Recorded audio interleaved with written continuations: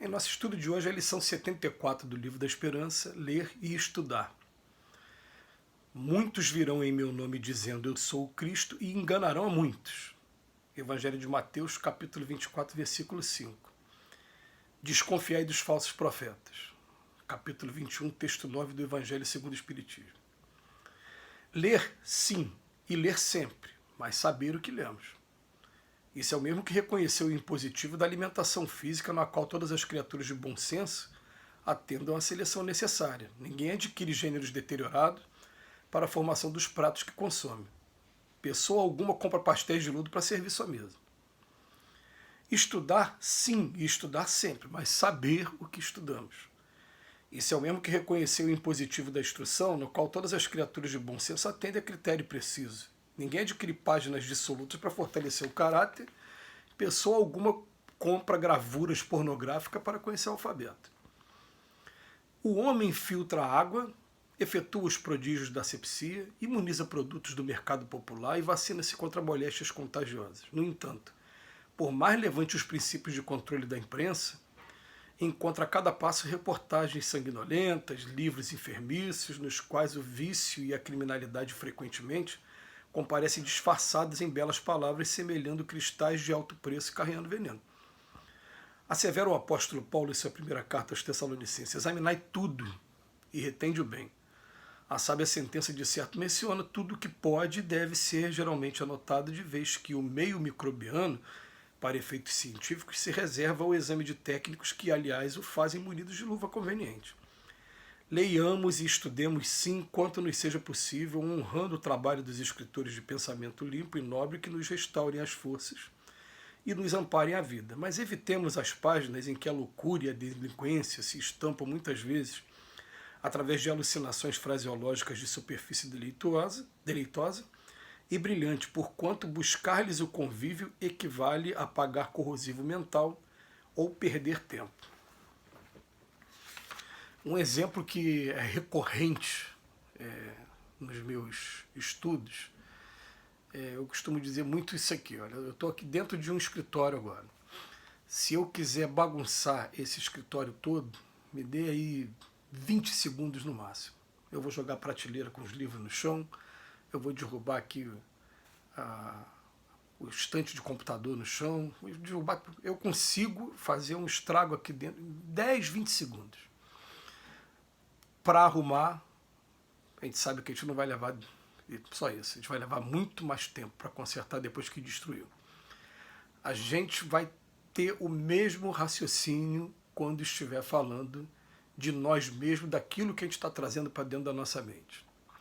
O Emmanuel, aqui no estudo de hoje, ele fala, em primeiro lugar, da leitura que a gente deve ler sim, ler sempre. Foi o próprio mestre que falou que conhecereis a verdade vos libertará.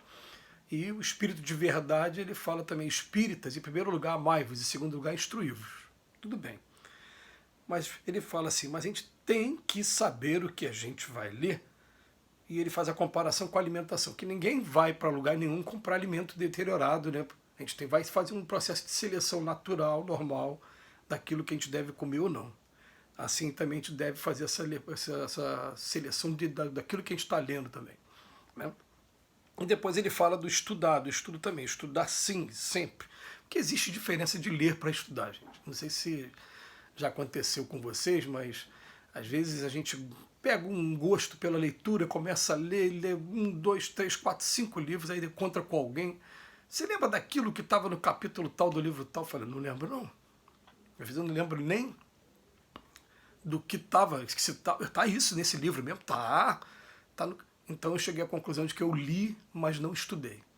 Porque quando a gente estuda de verdade, né, a gente consegue guardar quando tem os detalhes.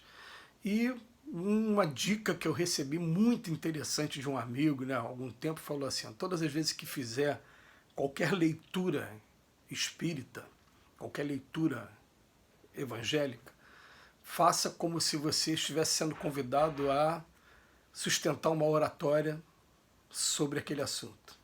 Porque se você fizer a leitura rapidamente, tudo bem, terminei de ler, agora se eu te for convidado, tem que falar 10 minutos, 20 sobre esse assunto.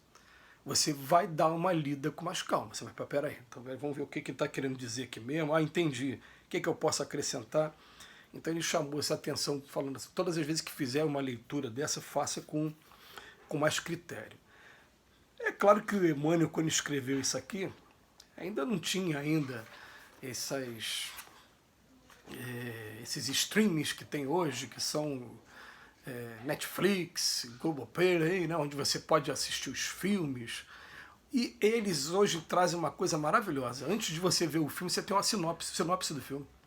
Então eu vou ver o filme, é um filme de vingança. Mas vingança? Eu não quero mais vingança. Ah, é um filme falando de guerra, tá? Tem o contexto histórico que eu quero aprender, porque aí até entende que, né, como dizia o sambista, que quando eu penso no futuro, eu não esqueço do meu passado. A gente tem que olhar para o passado para aprender os erros e não cair no mesmo erro. Tudo bem. Mas vou buscar mais informações? Não, agora eu quero buscar coisas que sejam edificantes para mim.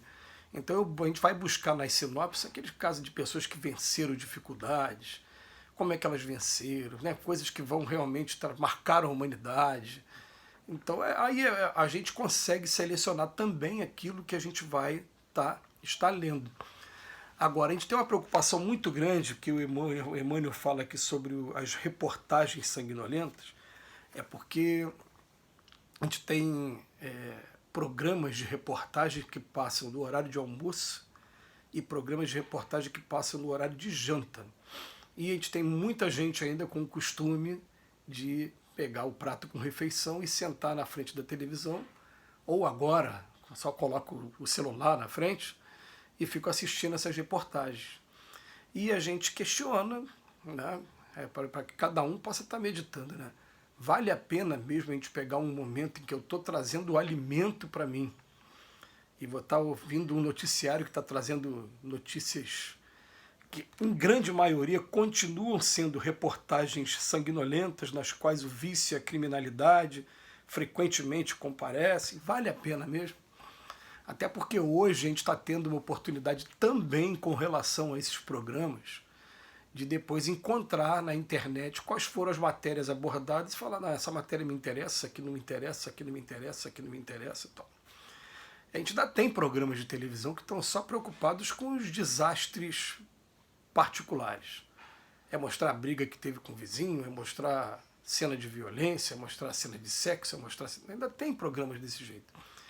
E, gente, é só questão de lembrar, né? Vou lembrar mais uma vez, eu já falei isso em um dos estudos aí, que lá nos Estados Unidos foi feito na Universidade de Berkeley, uma experiência muito interessante que tem aí para pesquisa, para a internet, para quem quiser. Pegaram um grupo de jovens, tiravam o sangue deles, faziam um exame de sangue antes deles entrarem no cinema, eles assistiam um filme e depois retiravam o sangue, colhiam o sangue de novo.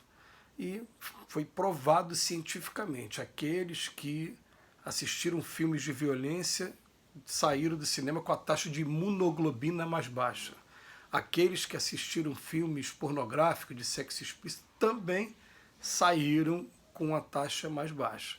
Aqueles que assistiram filmes edificantes, que nos emocionam, que nos engrandecem, saíram com a taxa de imunoglobina mais alta. Então o que acontece? Imunologia. O nosso sistema aqui imune, ele fica enfraquecido com essas informações.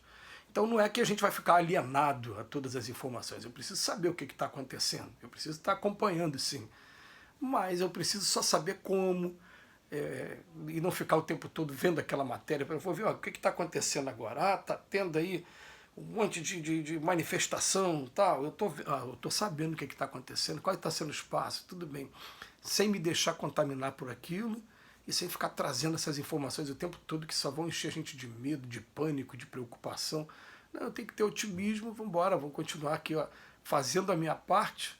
E se eu não conseguir fazer a minha parte através de ações, pelo menos através de orações, a gente vai fazer a nossa parte e as coisas têm que dar certo. A questão não é, vai ter que dar certo. Então, a imagem que Emmanuel traz para a gente, ó, é a imagem de Paulo na carta aos Tessalonicenses. Examinai tudo e retende o bem. Essa aqui é o segredo para todos nós. Examinar tudo, mas só vou reter aquilo que realmente importa aquilo que interessa. Então a gente agradece do fundo do coração ao Emmanuel mais uma vez pelas reflexões e que Jesus nos abençoe hoje e sempre.